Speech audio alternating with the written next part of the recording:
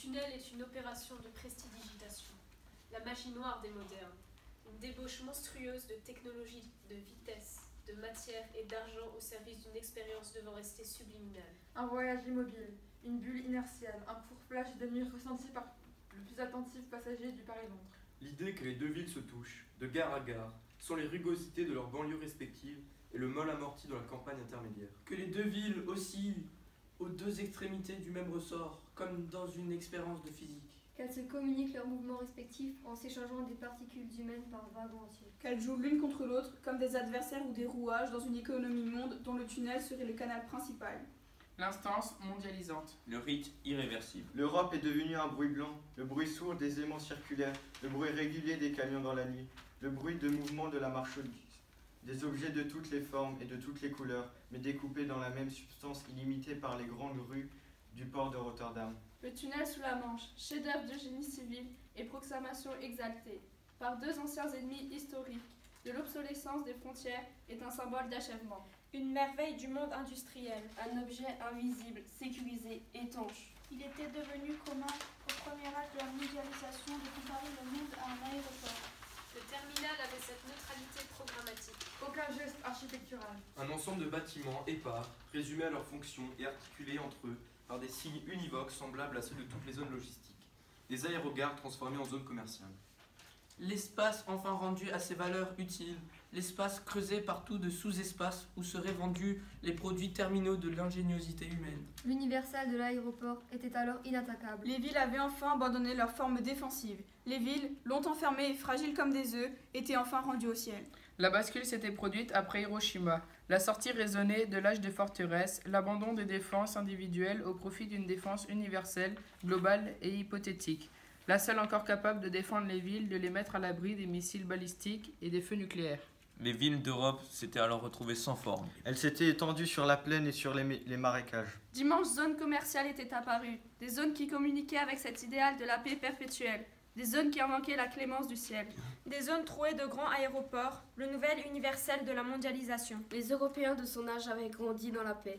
70 ans de paix, une paix immense, une paix continentale. Bien. La péninsule européenne s'était vitrifiée dans un ensemble d'institutions bienveillantes et de traités régulateurs.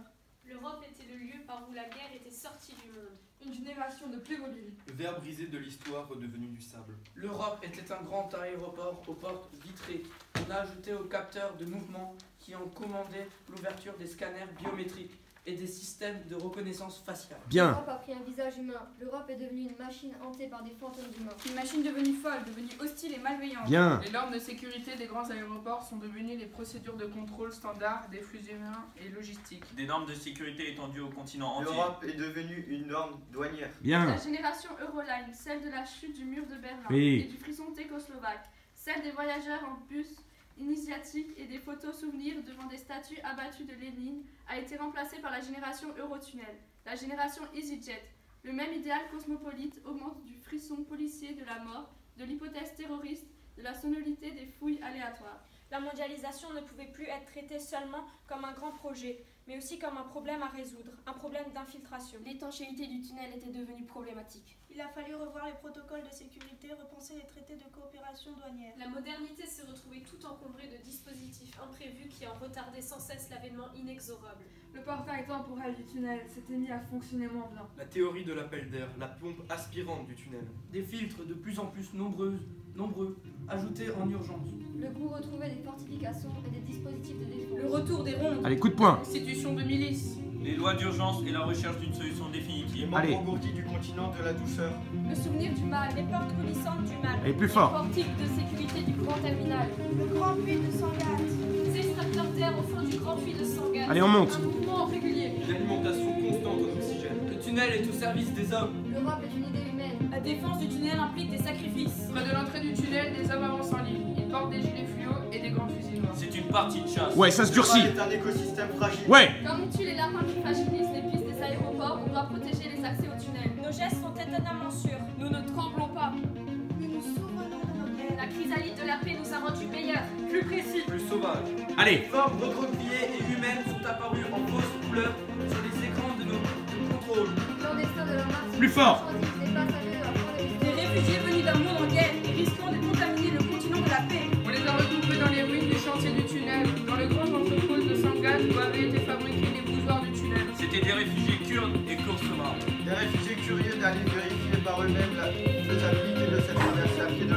L'anomalie était alors légère et presque indiscernable. On pouvait même en livrer une interprétation compatible avec le grand récit de modernisation du monde. Bien. Les Kosovars témoignaient du succès militaire de l'opération Allied Force et de la défaite récente du dernier des nationalismes d'Europe.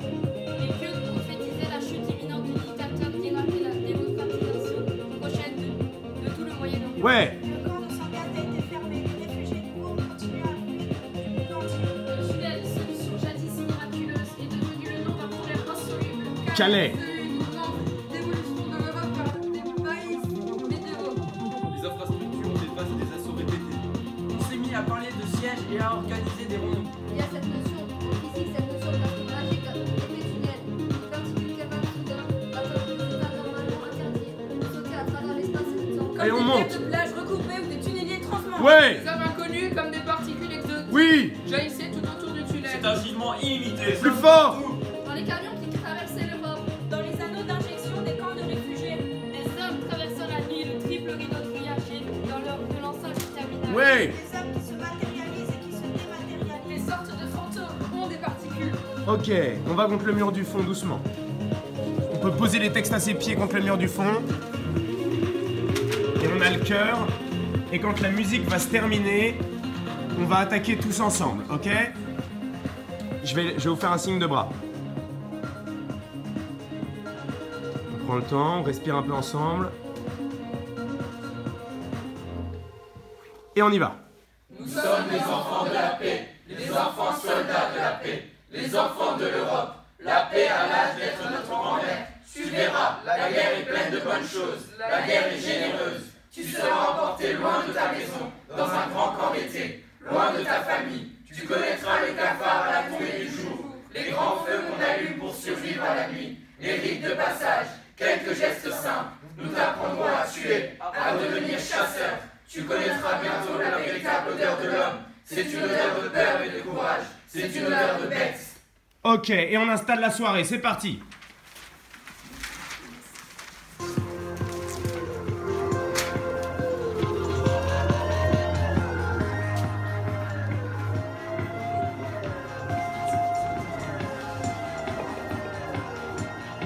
Et on danse, c'est parti. Allez, allez, allez, allez, allez. Et on continue à vivre sa vie, et dès qu'il y a la caméra devant, on parle fort. J'adore cette musique. Non, elle est nulle. Ah, mais c'est pas trop mon genre. Ah, vous êtes nuls. Oh, ça le saurait. Ça on va voir. Ouais, on voit un coup. Ok, pensez personnage, c'est bien. Ouais, du coup, Ouais, y a tout qui est prêt. T'as tout prévu? c'est bon, l'alcool, il faut que tu l'achètes. Je t'occupe du briquet. Ok, c'est parti. Hop, Ouais, viens, on va. Tu veux qu'on boive un coup? Ouais, on va boire un coup. On va boire, viens, on va boire, merci. Allez, hop.